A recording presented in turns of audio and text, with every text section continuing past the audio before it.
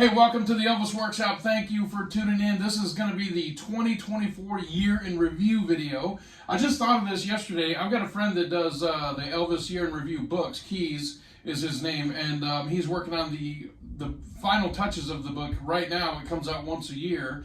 And I'm not trying to rip him off, but we were conversating back and forth, and I thought, well, why don't I make a video, a blog, vlog, whatever you call this, about 2024. It was such an exciting Elvis year that I thought that would be a great video, great content. So I've stacked a bunch of crap up here, and I have some stuff to talk about.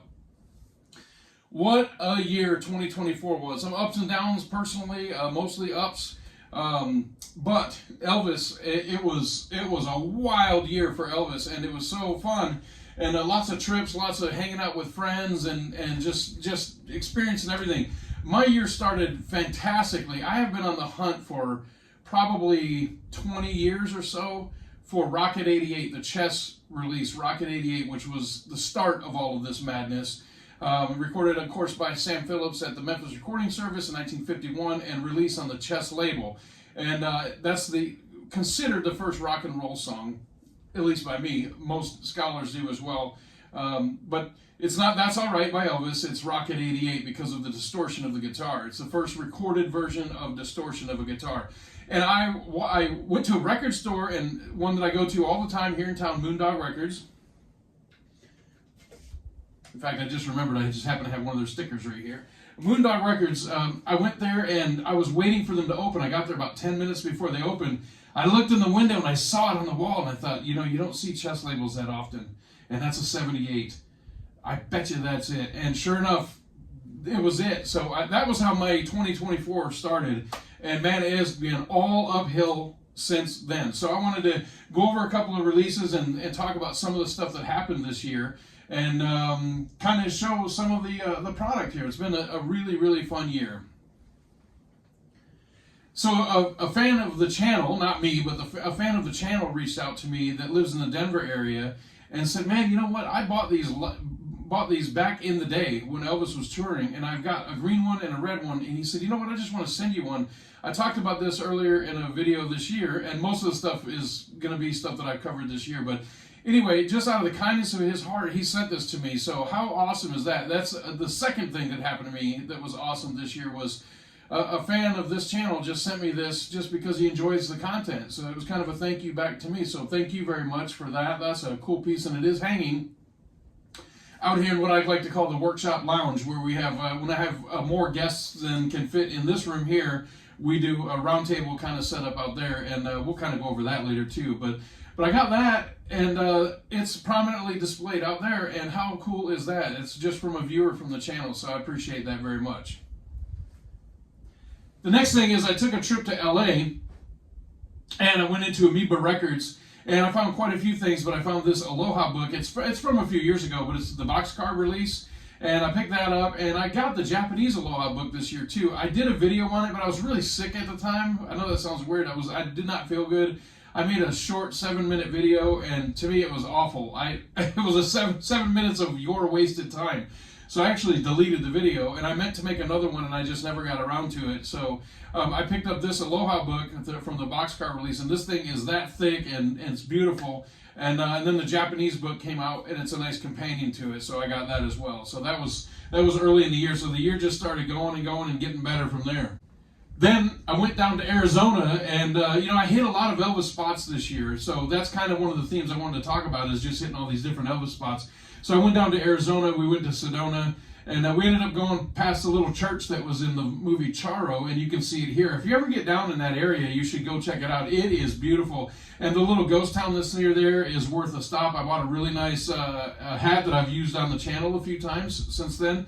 When I was down there, and a lot of fun. So went down to Arizona, checked out the Elvis spots. I was there to visit friends and do other stuff, and go to some spring training baseball. But while we were there, we went and checked that out. So there's a picture of that. Now this is something else that I covered on the channel too, and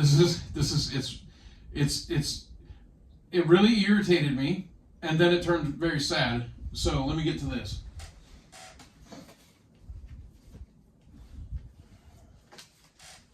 All right, so I just recently got this. I just went over this on my last video. This is the On Stage LP, which is amazing. It is so hard to get. It's one of the early FTD releases. I just got it. Then, of course, I have this one, which is another very early FTD, hard to get. I also picked this up this year. But then this is the next one. So if you remember, if you saw the video, I got the Elvis Country, here it is, Elvis Country FTD double LP, and a week after I got it, the bird got out and ate the cover. I was, shall we say, less than thrilled. A few weeks later, we had the birdcage out in the backyard. I shouldn't laugh. We had the birdcage out in the backyard overnight, which we did a lot in the summer because they you know, they sit out there and they tweet and all that other stuff. And they, not like on X, but anyway. So they enjoy the weather out there. Anyway, a coyote came and ate the bird.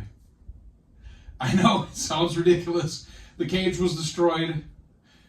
Yeah, I won't go into too much detail, but anyway, the bird that ate that, the next thing that came after that, hold on, let me do this, see if I can do this without breaking my arm. Was the Live in Person box. Live in Person. This is the Elvis On Tour box. Now, of course, we all want the Elvis On Tour footage released. We're hopefully working on that with Baz Luhrmann right now. But this is the best we can get, and this thing is a beast. So this came out, and man, this thing is just awesome. The sound on this is so good. It's so good. There's a little bit of subpar stuff from some of the stuff that they have, and there's nothing they can do about that. But this is just a beast of a box set, and it's so awesome to have this. So that came out next.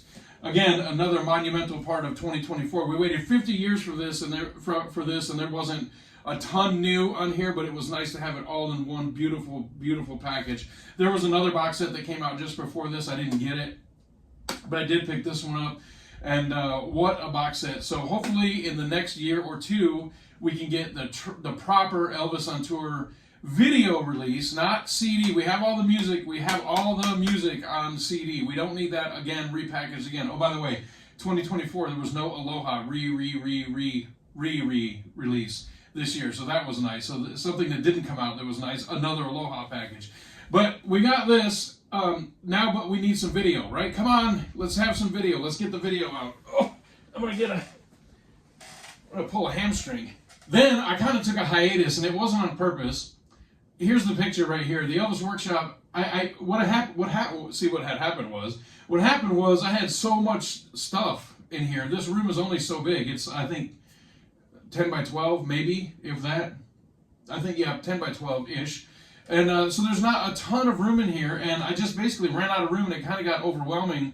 And so I kind of redesigned it. What I did was out in the workshop lounge, I got a big wall size thing for all the records and redid them. So I pulled everything out of here that was kind of in the way and redid everything. So I was kind of down for a little while. I didn't make a video for, I think, 2 or 3 months. And then I think I went to Memphis. Let me look at my cheat sheet.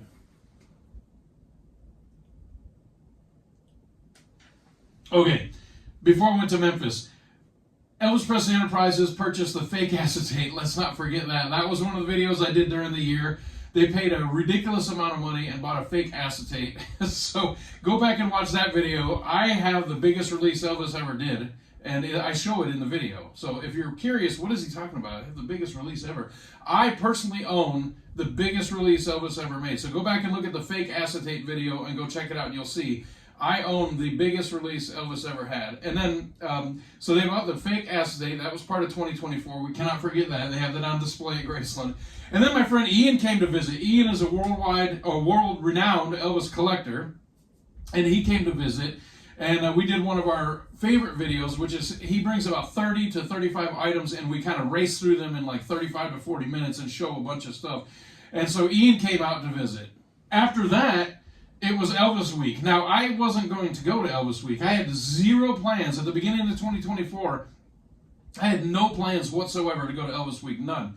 But then Graceland contacted me and said, hey, we would like to have Jerome Stump Monroe, the drummer for the Sweet Inspirations, come out to Elvis Week and be one of the guest speakers. Will you bring him out to Memphis? So it was kind of last minute for me. I had no intention of going, but it happened. And right around that same time, this came out. The Elvis Memphis box set came out. So there's a little bit of controversy back and forth. Some of the people don't like the sound on some of the stuff, but whatever. But we go over that in another video, so I don't want to go over it here. But this box set of the CD set came out, the CD set box set came out, and the double LP, which is kind of the best of this kind of thing, came out. So while I was in Memphis, I met with the team that did this album, including Ernst Jorgensen, and all three of them signed the back of it. It's hard to see right there, but the video I do of it, you can see it. So I met with them, and man, it was super cool to get photos with all of them. And there is the Elvis Memphis box set. That was a pretty big release this year. It was a wide release. It wasn't a private label release, so it was kind of a big deal as far as it was a mainstream release. So it was for public consumption, I guess you could say. Now there's some complaints about it, like Promised Land. The organ is too prominent. Anyway, you can go and look at the video that I made about that at the time. But that came out right around that time. So I went to Memphis for Elvis Week, and it was super exciting. I do believe, if I recall correctly, that was right around the time that Lisa's book came out, or maybe a week or so after, maybe right around that time, I think it was. But this is actually kind of a sad moment for the year, because you see what a tortured life that Lisa Marie lived. But it was very interesting to get her posthumous release. Now, I have read the book since then. And unfortunately it's kind of patchwork together, because she wasn't done with it when she passed away. So it's not complete, so to speak. There's a lot missing. The Scientology stuff isn't really covered in depth here. It is covered a little bit, but not great. There's some really funny stories in here from Lisa, and some very sad stories in here. And it kind of gives you a little bit better perspective of what she lived through, being born and living in basically a fishbowl her entire life. Every time she would go out, look, there's Elvis's daughter, that kind of thing, and all the problems and relationships that she had with the different men in her life. And so it's an interesting read, but it's actually kind of sad. I think that came out right around the same time. While we were in Memphis, Tennessee, we did go to a private event at Sun Studios. That was a lot of fun. Speaking of that, I have from Memphis Mansion, this is a test pressing. I have a regular release, but this is a test pressing. And it's on a splatter, very nice, LP. Again, just so you know, the Elvis Workshop started basically as me doing an unboxing. I don't get paid for anything. I buy my own stuff. I do sometimes get something given to me here and there, but I mostly buy my own product, and I just review it with my own personal opinion. I don't get any kickbacks or anything like that. So, but this is from Memphis Mansion. I'll put up a link right here. They have so many great products, and this is one of them. It's a stereo release of Elvis at Sun, and my good friend Anthony Stoochberry, Tony, did the music on the. He did the production of the music on here. This is the closest you're going to get to being in the room when they recorded this stuff. It sounds so good. I cannot explain to you. And there's a CD and a LP of this. With that being said, I have another video that I just ran out of time for, and I haven't done yet in 2024, so it'll be 2025, and that's the RDM releases. Now, it's hard to see this cover right here. I'll show you a closer photo, but this is the RDM release of Anthony Stoochberry's own mixes in stereo, from mono to stereo, of these Elvis albums. And there's a bunch of these. I just wanted to show you this one to showcase it. In early 2025, I'm waiting for something to come in the mail. Early 2025, I'm going to do a video just specifically talking about these mono to stereo releases. They are excellent. Really, really, really good. You hear things that you've never heard before on these mixes. And they haven't changed the music. They haven't done anything to the music. They've remixed it in stereo and brought certain things out that you just couldn't hear before. They're just buried in the mix, or it's mono, you can't hear everything. And it's been cleaned up, and it just sounds so great. So look for that video coming soon. Let me take a step back. One of the cool things about going to Memphis is meeting with all of the friends that I have. Sam Thompson and Henrik and my friend Chad and Andy Norman. All these people that I've known for decades. And it's so nice to go there just to hang out with them. You know, a lot of people think, well, let me go to Memphis. I'm going to go to Graceland. I can't wait to go to Sun Studio. And honestly, to me, I've been there so many times. It is always great. It's magical. Every time I'm in Tennessee, it feels like I'm at home. But the beautiful thing to me, and the thing that means the most to me, and it's the most important to me, Ian, well, he's not the most important to me. I just want to add him to the list, is to meet with the friends that I've had for so many years. And to me, that's the best part of going to Memphis is not to see or not to be seen or see anybody, is just to hang out with all of the people that I know. It is so great to just go there, meet new friends, and talk to people that I haven't seen before, and or meet with people that I haven't seen before and talk to them. I get it if I can get the tongue untied. But it's just so great to go and see all these people and just fellowship with them and just spend some good time with them. And that's to me what it's all about. And I love to go and take the Elvis people that I know with me, like Cynthia Pepper or Stump Monroe, and go and have them meet with the fans that don't get to see them on a regular basis. So to me, that's what's the fun about it. Converge on Memphis around the same time usually.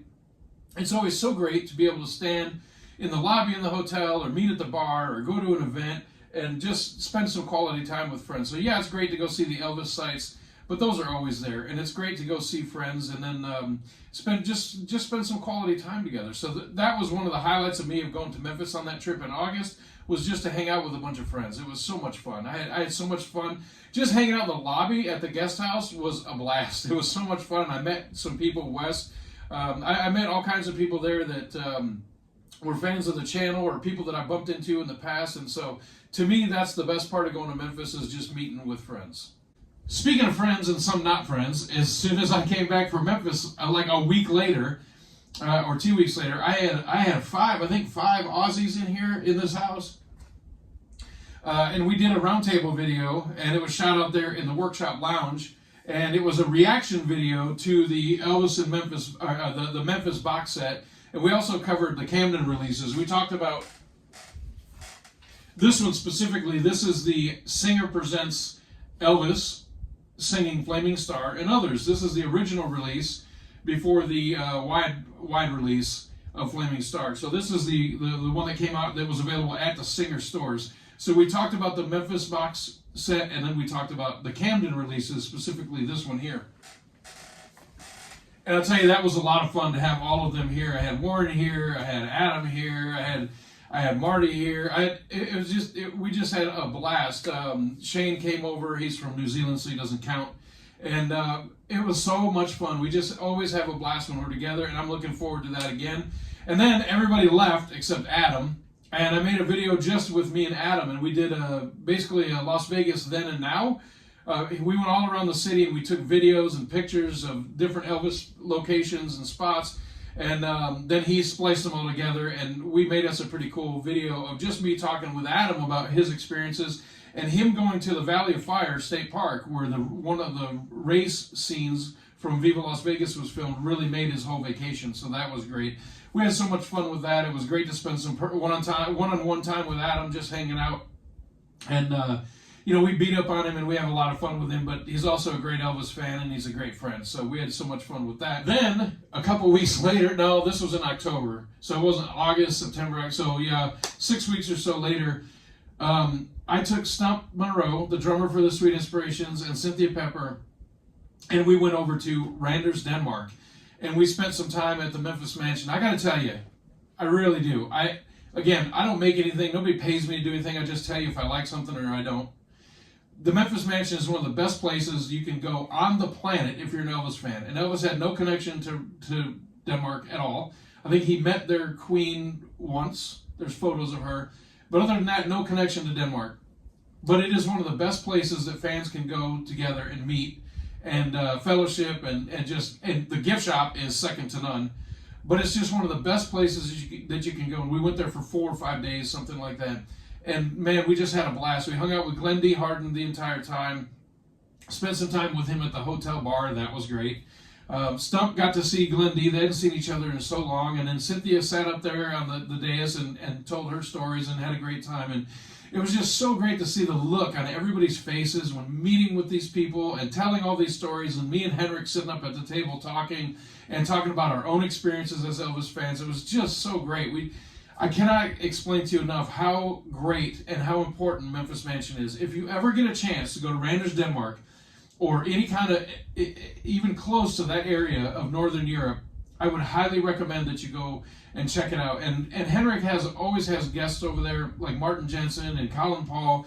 Always great entertainment. It's always very friendly. It's a great atmosphere. The Memphis Mansion itself is just beautiful. And I know this sounds like a commercial for them.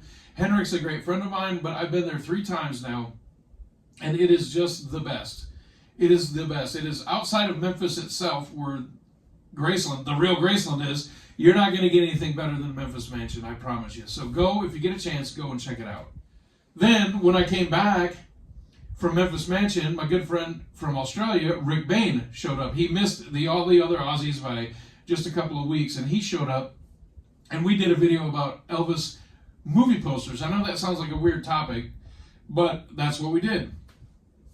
Another one. That one kind of flew under the radar a little bit. It didn't get as many views as I think that it should. So if you're interested in even a little bit in the movie posters, go check it out. I think you'll really like that. Sadly, in 2024, Mark James also passed away. A few people related to the whole Elvis story passed away. Mark James was a pretty big one. Very big influence on Elvis's musical catalog. Elvis recorded several of his songs. I met Mark, and he was fantastic. He wrote Always on My Mind. He wrote Suspicious Minds. Moody Blue. He was so friendly and so nice and very humble. Really, really nice man, and we lost him in 2024. So I'd be remiss if I didn't at least mention Mark James passing away in 2024. The next thing, I don't know if I can reach that or not. Let me try.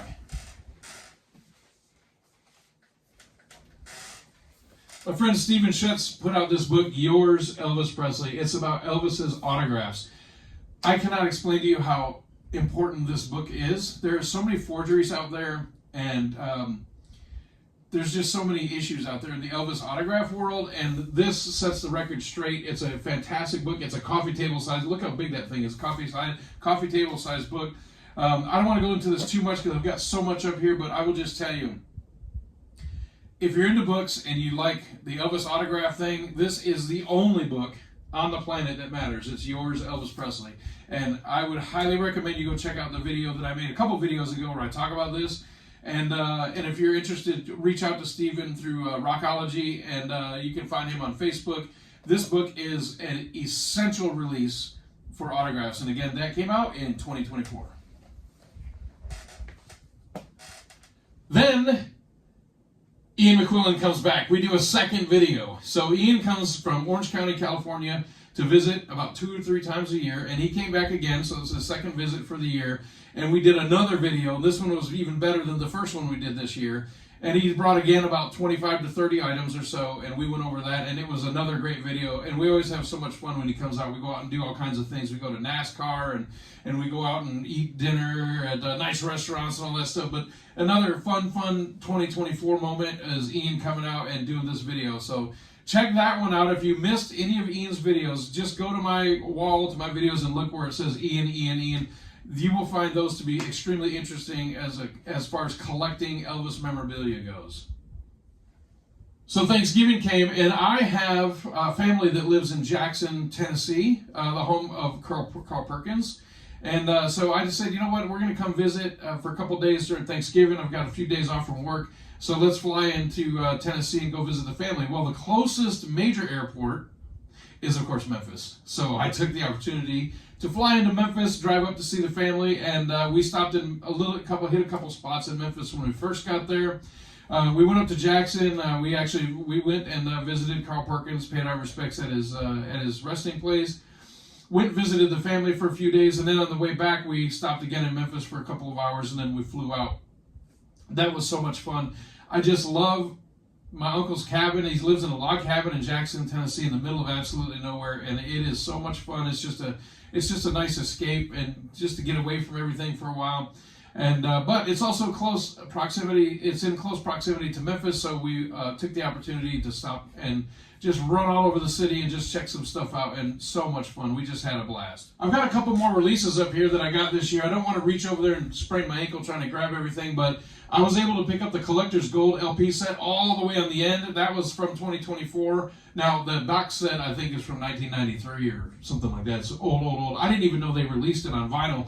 And when I was in Memphis talking to Ernst Jorgensen about it, that was his first release, by the way. working for the label, he said he wasn't even aware that they put it out on vinyl. He had obviously forgotten, because I'm sure he knew at the time. But he didn't even know it was out on vinyl. And that thing is so hard to find, you can just not find it anywhere. Now, I know that at Memphis Mansion, they have like 4 copies of it. So if you want one, that's the place to get it. It is super hard to find. And then there's the Sessions boxes. You got the Blue Hawaii one over there. And then we got the Guitar Man one right here. Fantastic artwork. I have to admit, I have been so busy in this year. I've been doing so much. I haven't even listened to either one of those. I bought them, haven't even opened them. This is another one right here. This one I have listened to. This one is great. This is the Third Man Records, 706 Union Avenue, Elvis Presley, the Sun singles, 54 to 55. I don't want to open this and go all through it because it'll fall all over the place and I'll drop everything. But it's reproductions of the Sun singles from the label here, and it is just great. I listened to it, Third Man. I listened to every one of these when I first got it, just once. And man, it's just so great. They're clean and crisp and clear and all that. But these are just super hard to get to because they came out in a limited box. So, and you had to be a member of their club to get it. So I became a member, paid the fee, got the box, and then canceled it. Sorry, I wasn't interested in all the other obscure stuff. I just wanted this, so I got it. That one right there is the American Sound Recordings. 827 Thomas Street is what it's called. And that's, I think, a 7 LP set. And again, I haven't made it all the way through, but it's so good. I've listened to a couple of the records on it. And it's cleaned up very nicely. It's dry overdubs, but it doesn't sound dry. It has a little bit of reverb. It should sound interesting. It shouldn't sound boring. I don't want it to just be dry, dead tape. It should sound interesting and sound good. And that thing nails it. And I'd never even heard of that until I went to Memphis Mansion and saw it. And I said, what is this? I have to have this. So I picked that up. I get a lot of stuff from Memphis Mansion. That's why my pockets are empty. Now, I do have a couple MRS releases that came out this year. This is the Sahara Tahoe, Lake Tahoe 1973 release. I got a few MRS releases this year. Another good year for MRS. This is kind of fun here. This is another early FTD.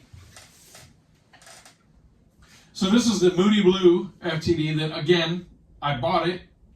I talked about it briefly in one video, and I still have barely listened to it. I listened to like 2 songs off of the first album, and that is it. I'm ashamed of myself. But then, this is, again, the last video that I just did, I talked about companion albums and compilations. Way Down in the Jungle Room, great release, really fantastic. I have the CD set of this as well as the LP, but it goes really good with this one. This is another release that I got in 2024. The Jungle Room Sessions, again, this is an early LP set that was released by FTD, and people weren't really buying vinyl at the time, so these are extremely rare and super, super hard to get. I was able to pick that up in 2024. Another gem, absolute gem. I'm so happy to have that.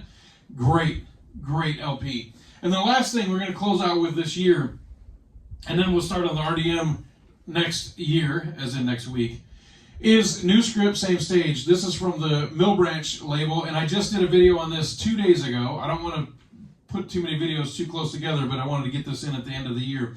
This is Mill Branch. Now, this came out a little while ago. It's only, I guess, a couple months old on the LP. The CD's been out for a while. I cannot recommend this highly enough to you. New Script, Same Stage. I actually almost passed on this. When the CD came out, I did not buy it. It wasn't for any reason. I just didn't get it. And then I saw the LP and I picked it up. And man, I got to tell you, this thing knocked my socks off. It is one of the best releases probably in the last 10 years. It made me so excited to be an Elvis fan. What I did when I got it and played it, that was so exciting. The release was so exciting to me. The best thing that I can tell you that I did was I restarted. I played it again. This thing is so good, and I'm going to post a link up, not a link, but just the website right here that you can buy this at. And I have no affiliation with anybody, again, just to be very clear. I just do this as a fan. I just do this for fun. This release is so, so good. It's a great way to end 2024. This New Script, Same Stage. But the last thing that I did, and we'll end with this, is I went to New York City last week. It was my 5th visit to New York, so I'm kind of familiar with it. We stayed in New Jersey, and we took the train in, and we took the train into Penn Station. When you come up out of the train station at Penn Station, which Elvis is photographed in Penn Station, by the way, but it's been completely remodeled since then, so there's really no comparison photos. But when you come up from underground through the train station in Penn Station, when you come up outdoors, you're immediately right next door to Madison Square Garden. How cool is that? You go from being in New Jersey to the heart of Madison Square Garden, or New York City, in Midtown Manhattan, Lower Manhattan. You come up out of the train station, you're right at Madison Square Garden, where Elvis did the 4 shows. You walk a few blocks, and there's the New York Hilton, not the Las Vegas Hilton, the New York Hilton, where Elvis did the press conference in the blue coat. And what a lot of people don't know, if you're not familiar with the area, is directly across the street. It's kitty corner, but it's directly across the street is the Warwick Hotel, where Elvis stayed in 1956 when he came on the Ed Sullivan Show. And then a few more blocks later is the Ed Sullivan Theater. And the doorbell on the side of the building is still there. And you go, what doorbell? The doorbell? Yes, the doorbell. The one that's on the cover of the Reconsider Baby compilation album. And there's a lot of photos of Elvis outside that door. That doorbell's still there. You can see it's all beat up and torn up, but it's still there. Now, I didn't want to over Elvis the family and drive everybody nuts, but all these spots are within a few blocks of each other. So as we were walking around, I would just say, oh, let's take a photo here, take a photo there, and eventually it was, oh, this is another Elvis spot, is it? But it was so much fun. I love New York City. I love it. There's been some bad stuff that's happened since we came back that's been in the news with the subway and all that. But you know what? I love the city. With over 8 million people, there's going to be some bad news that comes up, and it's very unfortunate, very sad. But we had a great time there. We went to Central Park. We went by the Dakota Building. That's for you Beatles fans out there. We went by there. Very sad. No photos. I don't take photos when I go by there. But we went everywhere you could in New York, and we had so much fun. But I made sure I hit all the Elvis spots that I could while I was there. I didn't hit all the Elvis spots. I hit all the spots I could while I was there. So with that, I'm going to wrap up 2024. What a fun year, Elvis related. I went to Memphis twice. I went to Randers, Denmark, to Memphis Mansion. I got some great releases here, the Mill Branch releases and the Third Man Records and some early FTD LPs, and went to New York City. And of course, I live in Las Vegas, and I've had fan groups come in here to town, Austrian fan clubs and Australian fans, friends of mine from Australia that have come to visit. And what a year. So I'm looking forward to 2025. I hope you are. We've got some great Elvis stuff coming up. Some new FTDs were just released. I have them on pre-order. I'm waiting like everybody else for them to come in. We're in the United States here, so we get them last, which is usually the opposite. Usually we get everything first because we're America. I'm kidding. But they come out in Denmark, so we get them last. So I'm waiting for mine to come in. I'll do some videos on that. And I think there's some more stuff coming out from Mill Branch. I'd love to see some stuff come out from them that I can talk about. Next one, like I said, that's coming up is the RDM releases from my good friend Tony Sewsbury. I cannot wait for that release to come here. It's the Presley 5 CD set. It's on the way. And I have a whole bunch of other stuff to talk about RDM related once it gets here. So anyway, I hope you have enjoyed this video. It's going to be heavily edited because I had a long list of stuff and I didn't want to forget anything. But thank you so much for watching all of the videos, and I really enjoy the feedback. Thank you. I just do it as a fan. I'm just a fan like you are. I just do it for the fun of it, and I hope to see you in Memphis. If you see me in Memphis sometime, come up and say hello. It's always fun to talk to everybody, and let's get some new releases out, and let's have some fun with it. So I hope you love this video, and if not, then you ain't nothing but a hound dog. We'll see you in 2025.